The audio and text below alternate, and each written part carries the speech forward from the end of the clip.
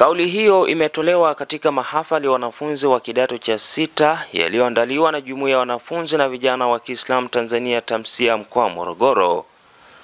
Katibu tawala wa mkoa wa Morogoro Dr. Musa Ali Musa na saa zake anazipeleka kwa vijana hao, akibainisha kwamba katika kipindi hiki ambacho taifa linawekeza katika mabadiliko ya mfumo wa elimu, wanafunzi wanapaswa kutumia fursa hiyo kujimarisha katika nyanja mbalimbali zikiwemo kitaaluma, kiroho na ujuzi wa kujitegemea. Hawa vijana kwa ukweli mimi naweza kusema hata kama watamaliza form 6. Wakimaliza form 6 maana yake watafute njia sasa ya kujiunga na wapi?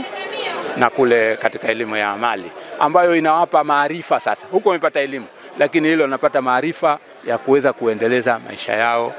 Elimu ya amali pengine tunaichukulia kwa ule ufinyu wake, lakini ni elimu ambayo inampa mtu uwezo wa kufanya vitu vingi ambavyo yeye anaweza akavielewa na vikamsaidia katika maisha yake ya kawaida.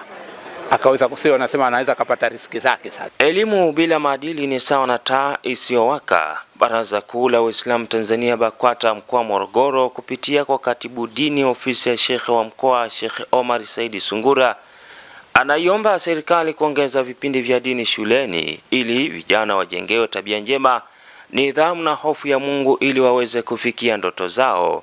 Yani soma utakavyosoma, lakini usikose kuwa na maadili. Ni kwamba elimu ya dini mashuleni inafundishwa kwa kiwango kidogo sana. Hawa wengi wanapata masomo ya dini wakiwa vyuo vikuu, masomo ya dini yakiwa form 6, masomo ya dini yakiwa 5.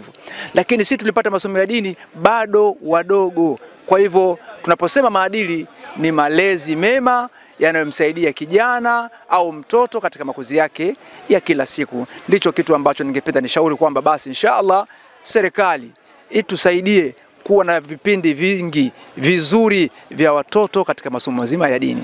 Nao baadhi ya wanafunzi wanaotaraji kuhitimu kidato cha 6 mwaka huu wameeleza matamanio yao pindi watakapomaliza masomo yao.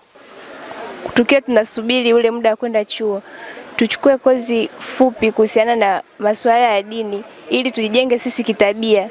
Baada ya kumaliza form 6, tunatakiwa tujikite kwanza kwenye masomo haya ya elimu ya kujitegemea ili tupate ujuzi kabla ya kwenda chuoni, na pia kuongeza ujuzi inaweza kusaidia kwenye masuala ya kujiajiri mwenyewe. Kwa hiyo na mimi nawahusia vijana wenzangu tutakapomaliza form 6 basi twende tukaikamate hii elimu ya dini walau kwa uchache. Nikiripoti kutokea hapa mkoani Morogoro, Ramadhan Idilimu wa Mahasin TV.